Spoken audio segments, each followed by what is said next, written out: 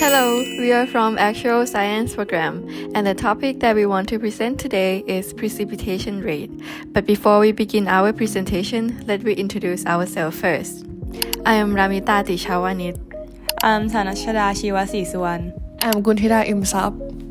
Precipitation is a key component of the Earth's hydrological cycle, affecting everything from weather patterns to climate systems, and even human activities, whether it's rain, snow, sleet, or hail. Understanding how and why precipitation occurs is fundamental to predicting weather, managing water resources, and addressing the impacts of climate change. Throughout this presentation, we will dive into what precipitation rate is, how it is measured, and relationship between rainfall and flood probability. We will also look at the factors that influence precipitation intensity and frequency, and how scientists use this information for forecasting and climate modeling. By the end of this presentation, you will have a clearer understanding of how precipitation rates are determined, how they impact the environment, and why they are such a vital aspect of weather science. Let's get started by looking at the basic concept of precipitation and how it is measured. Principle of calculating water volume for desired area. Example of calculating rainwater volume in Kultida area. Annual rainfall in the province is 1,228 mm per year, so it's equal 1.278 meter per year. Calculate the volume of rainwater per rai. 1 rai equals 1,600 square meters. Volume of rainwater per area of 1 rai.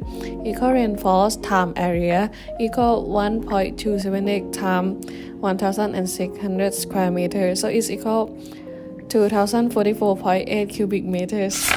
Calculating the volume of a pond. Volume of a pond equal width times length times depth.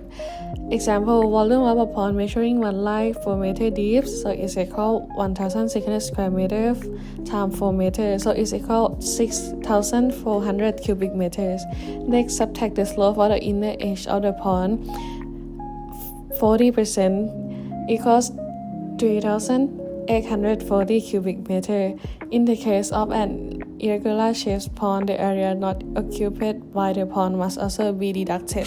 The amount of precipitation is measured with equipment such as earth gauges or precipitation sensor. Air pressure is an important factor that cannot be taken against since it helps meteorologists to be able to forecast precipitation events. For example, changes in air pressure can indicate changes in precipitation. Moreover, by using precipitation sensor, rainfall radar can be determined from the precipitation intensity. The amount of precipitation is usually given in liters per square meter or height in millimeters. Last but not least, let us drive you into the topic of connection between rainfall events and flooding, which emphasizing the importance of statistical modeling in predicting flood risks based on the study we have found. There are several key components toward this topic, but here is the 7 main ones. The first one is intensity, duration, frequency, or IDF. It's related to the intensity of rainfall to its duration and the frequency of occurrence. The second one is data integration. This integration allows for more robust statistical models. The next one is statistical techniques. The article outlines the use of advanced statistical methods to analyze the relationship between rainfall and flooding.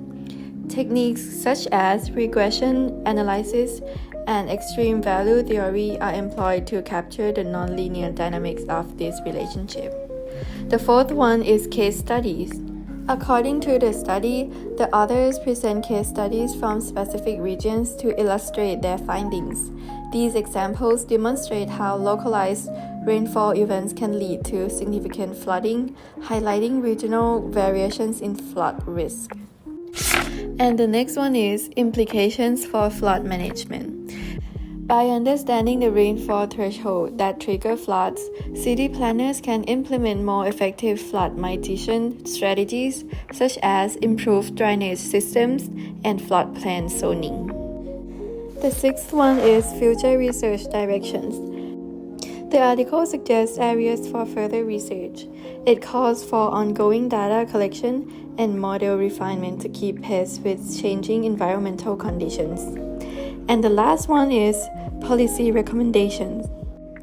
The authors advocate for policies that promote better land use planning and investment in flood resilience measures, emphasizing the proactive approaches are crucial for minimizing flood damage.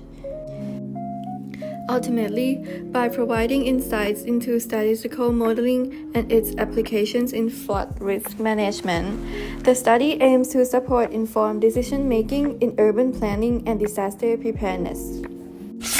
In conclusion, the precipitation rate is the amount of precipitation, rain, snow, etc. that fall over a specific area in a given time. It is crucial for understanding weather patterns, managing water resources, and predicting extreme weather events. Accurate measurement of precipitation rates help in a better planning for agriculture, for management, and climate adaptation.